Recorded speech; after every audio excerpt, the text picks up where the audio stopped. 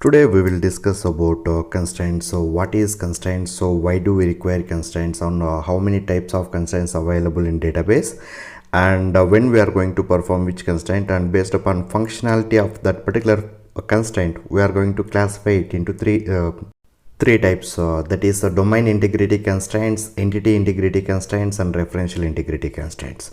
When it comes to domain integrity, we will classify two, that is an not null uncheck. And when it comes to integrity constraint, we have unique key and primary key constraint. When it comes to referential integrity constraints, that is a part of foreign key constraint. First of all, what is constraint? Constraints are required to maintain consistent data in a database. Constraints are used to specify the rules concerning data in the table. It can be applied for a single or multiple fields in a SQL table during the table creation of or after creating a table also. So using alter command, we can add these constraints. So while adding constraints, we have three types of like in three ways we are going to add. First one is while creating table along with the column definition, while creating a table along with table definition. Another one is alter. So once we create table, so if you want to add constraint by using alter table command, we can add these constraints. Why do we require constraints? To restrict the data at column level. So if you are going to restrict the data at column level, we are going to fix that constraints on that particular column. So how do we ensure that column is restricting? So based upon the constraint type, we are going to restrict the data. First we'll look into primary key. So what is primary key? Why do we require it? So primary key is basically whenever we fix a primary key on top of that particular column, we are going to identify data uniquely, and we are going to uniquely identify each record in a table, so which is a unique identifier. So it won't allow duplicates and it won't allow nulls. So basically primary key is the combination of not null and unique constraint. Next one is a foreign key. So foreign key ensures referential integrity for a record in another table. Just assume if we fixed primary key in parent table, we are going to fix foreign key in child table. To maintain referential integrity, to establish the relationship between parent and child table, we are going to use primary key and foreign key. So whereas foreign key which will allow duplicates but it won't allow nulls. When it comes to primary key, it won't allow duplicates and it won't allow nulls, both. So primary key will allow duplicates but it won't allow nulls. So while referring to the parent table, so it won't allow you to insert orphan records. The values which is there in parent table are primary key column. So it will allow you to insert more values. That means more than one value for that particular primary key value. So if you try to insert the value which is not there in parent table, it won't allow you to insert the value. It will throw an error and saying that foreign key constraint violation.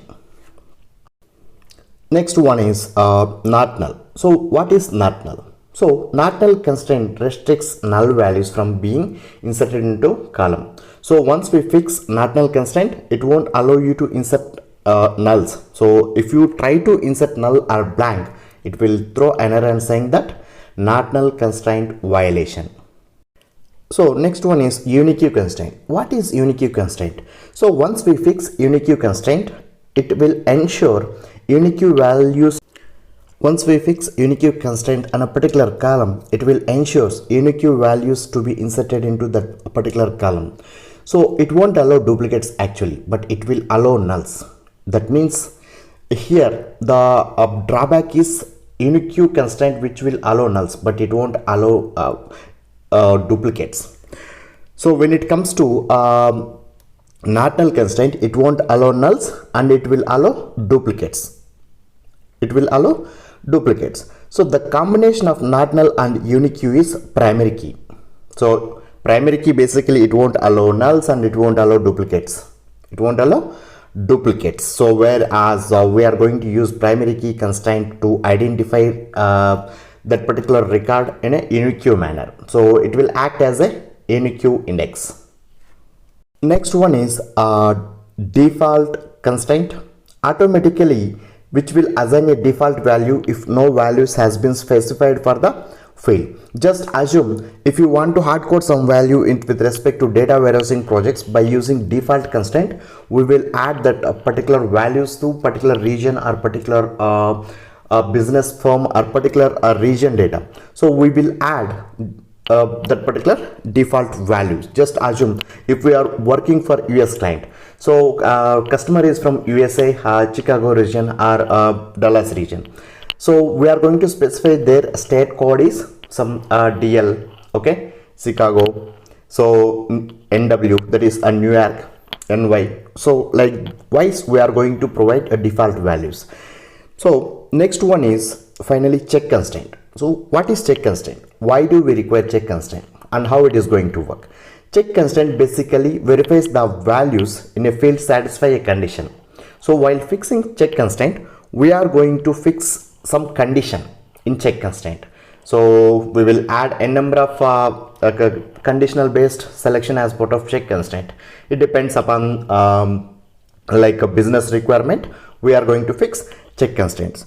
So based upon these 6 constraints, that is not null, check constraint, unique constraint, primary key, foreign key, default constraint. So we are going to restrict the data on column level, and based upon the functionality we are going to classify, and based upon business requirement we are going to fix a particular constraint, that is not null. Whenever we are not going to allow you to insert nulls, so we will fix not null constraint. If you want to while inserting data into table, if you want to fix some condition based insertions, we will go with check constraint. So if you want to maintain only unique data without having any duplicates, we will go with unique constraint. So if you want to like maintain unique records without having nulls and without having duplicates, we will go with primary key. So if you want to go with the referential integrity as part of a parent and child relationship, so we will go with foreign key constraint. So if you want to provide any default fields, so we will go with default constraints. As a data warehousing technician or ETL dev or ETL test, so whatever it is, if you are working on data warehousing projects, we should be knowing these constraints. So that is not null, check, unique, primary key, foreign key and default. So most of the time to establish relationship between two tables, so that is dimension and facts with respect to dimensional attributes. So we are going to use primary key and foreign key relationship. Even so if it is a parent and child relationship, primary key and foreign key. If it is a dimension and fact, so we are going to use dimensional keys, and here surrogate key will comes under into picture. So surrogate key is basically primary key, so which is a ETL code generated. Okay, so if you know what are all the constraints, so we should be having a good idea about data warehousing. So this is about SQL constraints video. We will come up with more videos with respect to ETL testing and data warehousing projects. Please do subscribe and please support us. Thank you so much.